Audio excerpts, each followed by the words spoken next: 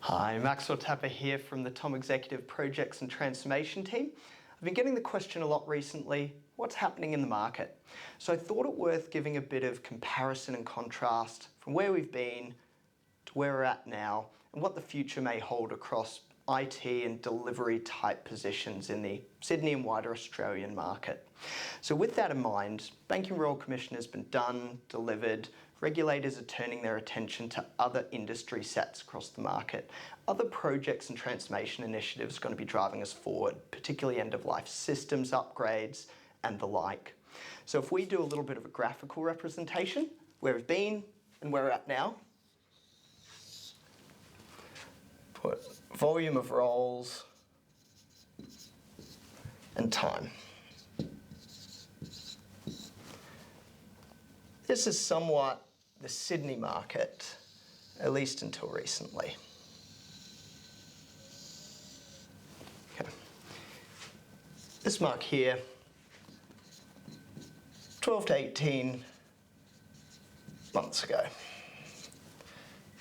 This point is the dip, which I'd mark at June, July this year, 2023. We're about here at the moment. Banking Royal Commission, M&A separation events, a lot of big market drivers there. Now, when we have a downswing in job volumes across projects and IT, you really feel it. People coming out of roles, redundancies, contractors being let go. Now, the good news is the day is always darkest before the dawn, and luckily we're seeing the upswing now with the sun peeking from behind the horizon. What I'm interested in sharing is where this mark is here.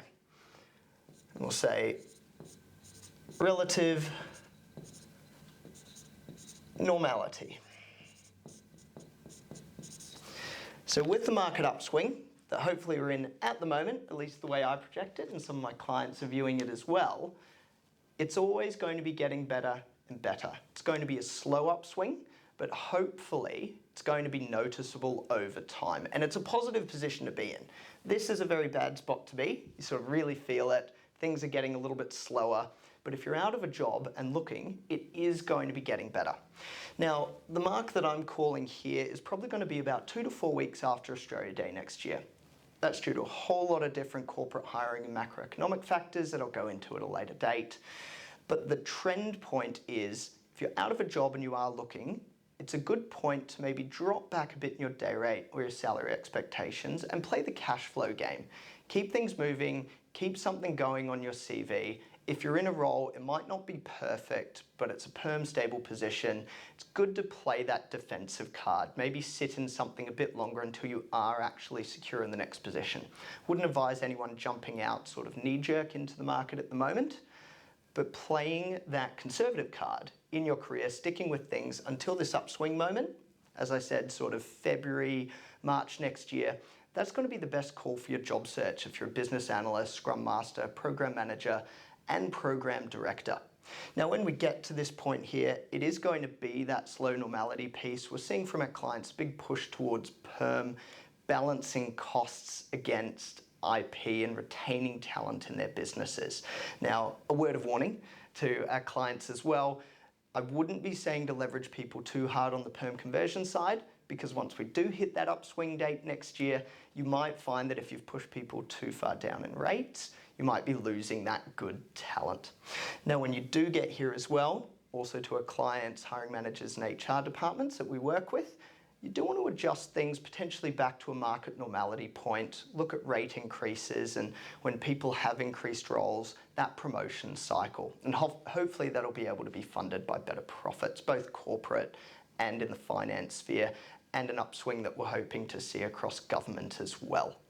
So the word of today is play it conservative. If you're in the market, go for cash flow. Be prepared to drop down 1 or 2 role titles. If you're a program director, you've been out of work for a month or 2, there's no problem in dropping down to a program manager or senior PM type role.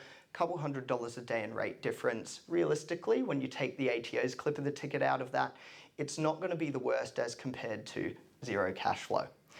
One of the other takeaways is niches in the market are always going to have high demand. There are certain industry sets and skill sets, particularly in some IT delivery type streams, cybersecurity, end-of-life platforms upgrades, as I mentioned, where the demand is going to be there and continue to be there. Slightly more muted at the moment, but some of those areas are good spots to be in. So cast your job search wider into other industry fields because there is going to be value there.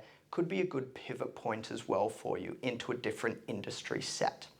Now, to balance that against the overall economic outlook around recruitment, volume of opportunities, it's probably worth realizing that if in a smaller graph here, put this as sort of the economic ebb and flow.